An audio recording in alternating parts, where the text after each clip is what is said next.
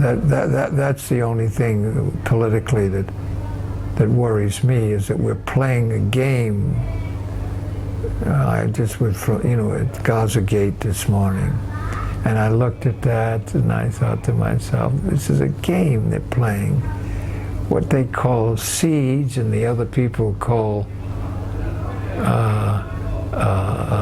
apartheid, there's nothing. The Israelis are being bamboozled. That someplace up here, the signals are being called to keep mischief going between the Jews and the Arabs. And as long as that mischief is going, somebody is benefiting from that. I just am so sad that we can't realize that that conventional mishmash like Mrs. Clinton is doing, coming over here, or Biden, or any of these guys, and they make it seem as if they're doing something practical, and they're doing nothing practical. The most practical event in the creation of peace, what do you call peace, which there won't be, in the Middle East, is our surfing for peace business over in Gaza. Very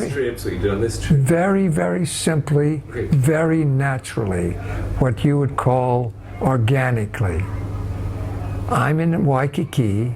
I love to surf. I had brought a surfboard to Israel. Israel had developed from one surfboard 30,000 surfers and a $200 million a year business. That was ongoing. And I, having my affection for the Arab culture, I came over and with boards and surfboards, now not for the Jews, but for the Arabs in Jaffa. And I left them with them. That was a natural thing, that if I gave surfboards to my Jewish Israeli friends, why not give them to my Arab Israeli friends, which I did. In fact, today I gave 2 more. Now, not me, please. It's not me at all. In fact, I didn't give one damn thing. It's the Israeli kids, the surfers. Okay, but, David, I look in the Los Angeles Times and I see a picture of Gaza with 2 Arabs,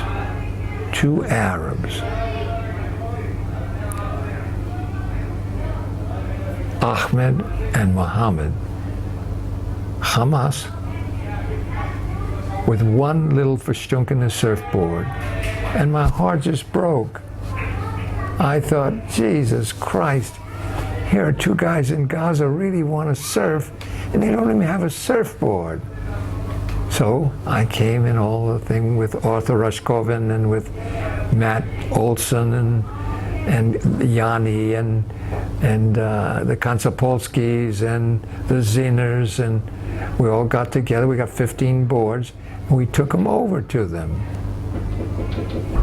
By the way, when we try to get in today, they really gave us a zap. But in those days, I was invincible. When they said, no boards, no meeting with the, I just went ahead, I just shoot me. and the guy that was there, Ali, wonderful guy. He was the shomer, the security guard of the settlements in Gaza. And he was the head of the Erez. And I'd grab him and kiss him, and he'd say, no. And finally I overcame him, and he brought the Arabs in, and we came in. Today there was none of that. It was very hard-nosed. From that came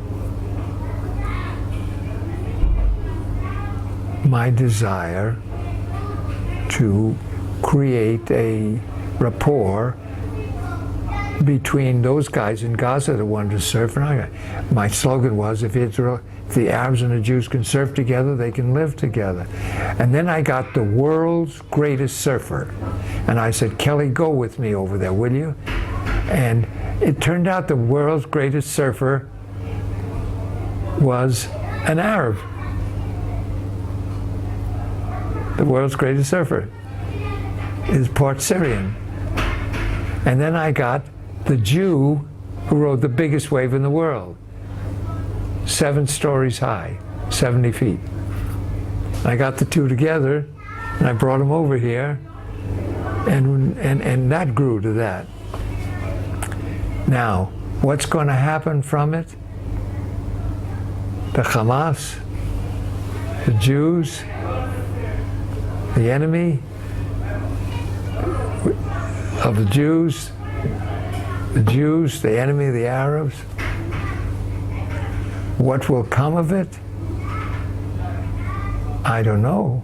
I know that if they stay enemies, but I'll tell you one thing, when we finish our talk here, I'm going to show you something very, very remarkable you have never seen before.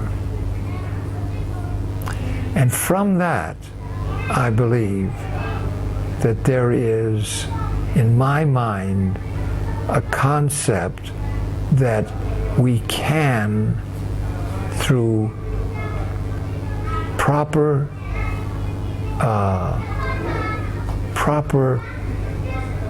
resources, we can not create peace, because there's too much enmity with that, but we can create peacefulness.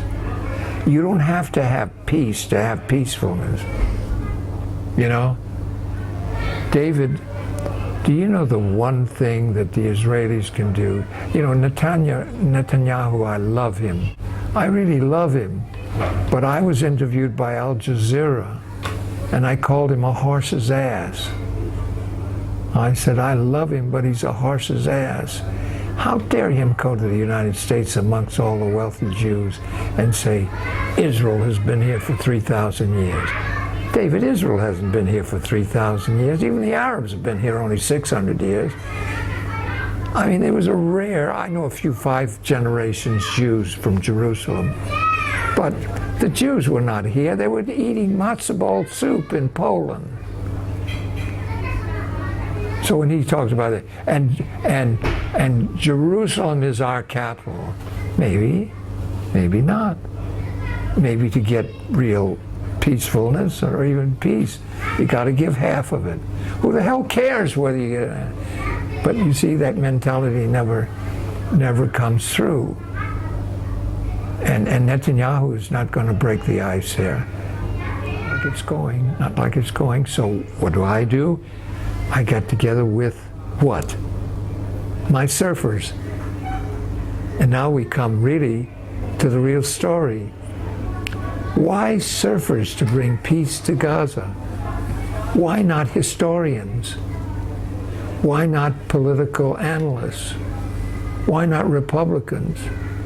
Why not French resistance?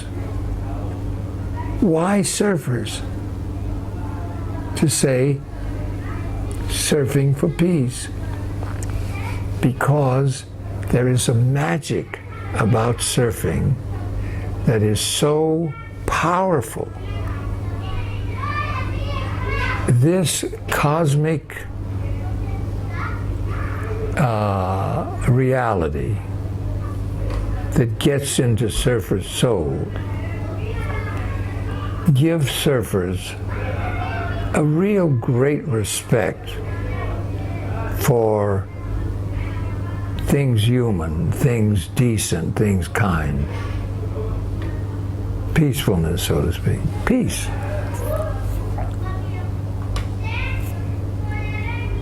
A part of the surfer's